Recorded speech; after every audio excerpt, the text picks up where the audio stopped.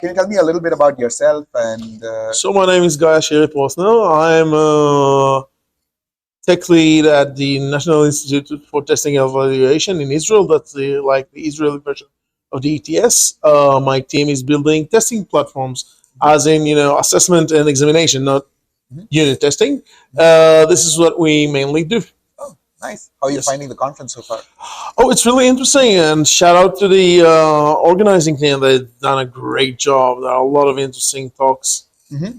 So I guess you're using Rails for your testing platform, and what? I'm using Rails for 9 years now, Mhm. ever since I started working there. Uh-huh. And I love it. I mean, what's not to love? Yeah, wonderful. We all love Rails. Yeah, Absolutely. that's why we're here, right? Yeah, absolutely, absolutely, absolutely. So, if you were to make the choice again for building that testing platform, would you still choose Rails? As it stands today, I'd choose Rails for my backend, yes. Although there are some limitations, I'd probably use Rails for most of my products, Mhm. but maybe not all of them. Mhm. Mhm. I mean, once you get used to think with Rails, then it's so easy to plan. But as you grow up, you understand that there's no one solution that fits all. Mhm. And maybe for lighter backends, I'd take something else. Mhm. Actually, we have some tests which requires a lot of numerical recipes, Mhm. and that's where I'll probably go with Django or something else which incorporates Python Mhm. and its computational abilities which are not present with Ruby. Right, right. And do you have other technologies currently in your stack today? We have some systems with Angular, some systems with React. Mhm. We have some real legacy systems with Backbone. Mhm. Because God bless its soul. Um, Is it just Backbone or Backbone with Marionette? no, it's just Backbone. Okay. Um, and we try to keep up with time and use modern frameworks, but it's not the easiest. I mean, rewriting the whole thing, rewriting, front end written in Backbone to be in Angular was like a 3 years project. Yeah, it's a lot of work. That is true. That is true. That is true. Yeah, and things are not continuing to be supported. So So, so if you were to hire engineers or Rails engineers onto your team, do you prefer hiring generalists and then having them get up to speed on Rails, or would you like to hire like specialists who already know Rails? we work in Israel. There are no Rails, there are barely Rails specialists, Mhm. and as we're an NGO, we have limited options. Mhm. So we mainly hire juniors and train them. Oh, cool. Yep. Oh. That was my workshop Yeah. actually. How do we assess non-Rails candidates for Rails positions? Yeah. Can you give us like a quick like a summary of like I know it was like a big No, no, workshop. no. It was a big workshop. Yeah, it was a big summary. Yeah. But the idea is don't think does he know to write, proper models. Think of what you're looking for in any engineer, in a general, and try to assist these points.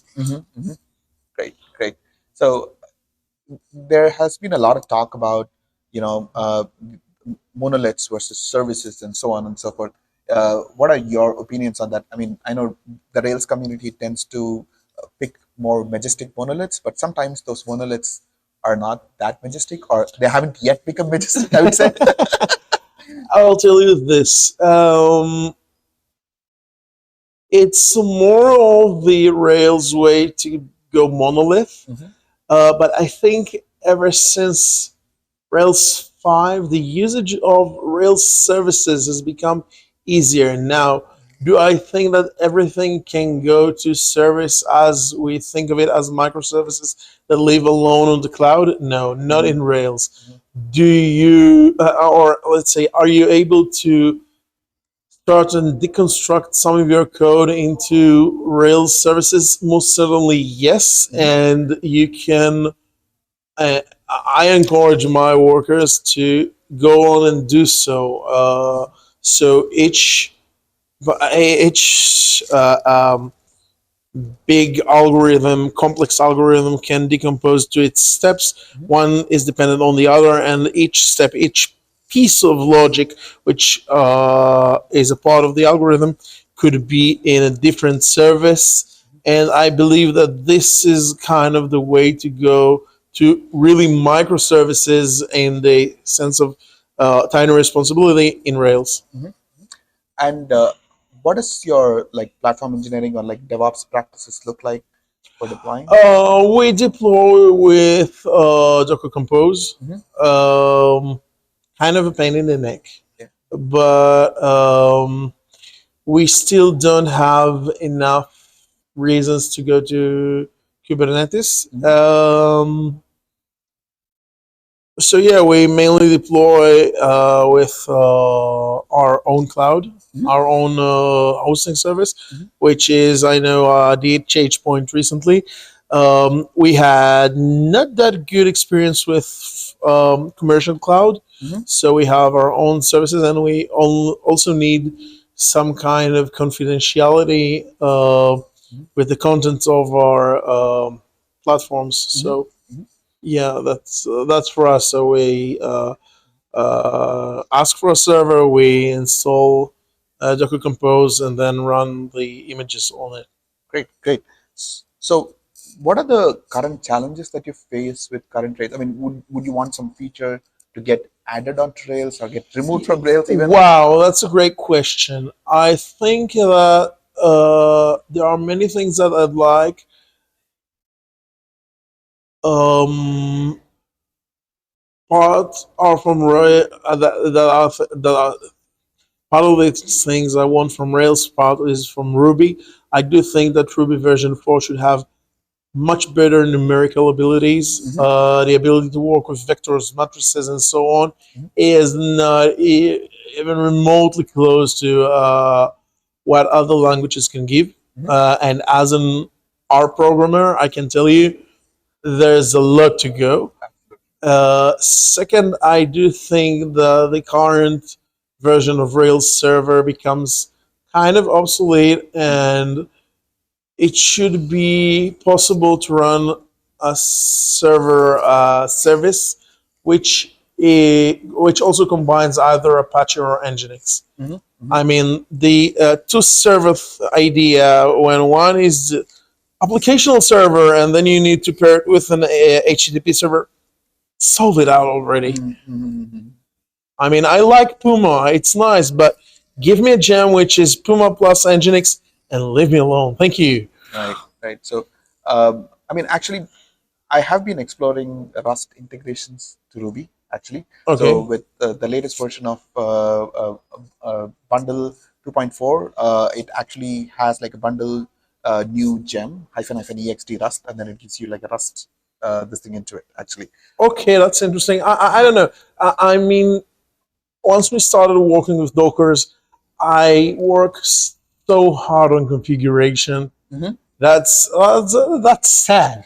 Right. That's just sad. Right. But yeah, that's it. Yeah, yeah, yeah. You want to ask me any more questions about Rails? Yeah, absolutely. Yeah. So yeah, so the do you have you worked with other languages that are adjacent to Rails like Elixir, Crystal, things like that? Um, no, actually, no. I think of exploring Django. Hmm. I said it before for our needs, Right. maybe the next rewrite, but no, I have no reason not to write in Rails. It's so nice. It's so comfy. I mean, there was one day I was talking to one of my colleagues who was working with a Java team, Uh-huh. and I told her, "Yeah, I give it this, I get that, I get the JSON, I get it parsed all automatically." And she was looking like, "Oh, wow." I Mm-hmm. was, wait, what? Mm-hmm. And apparently, for passing JSONs in Java, you need to import the Right. library. You need to do this. You need to do that. You want to connect the database. You need to write some part of the query. And well, I'm not replacing Rails, not even for world peace. No, no. Interesting. Do you have any like open source projects or people in the community would you like to give a shout out to? Um, so many of them. I mean, we all work with open source projects, so the whole Rails community deserves a shout out. Um, the Ruby community, and I think the guys who worked on Rails 7 Mhm. really deserve a great credit because it's kind of semantic change from Rails 6, but it works so much better. Right, right. Yeah. Excellent, excellent. Yeah. Thanks for taking the time. Yeah, it was a Yeah, pleasure it talking was a with you. pleasure. Thank you.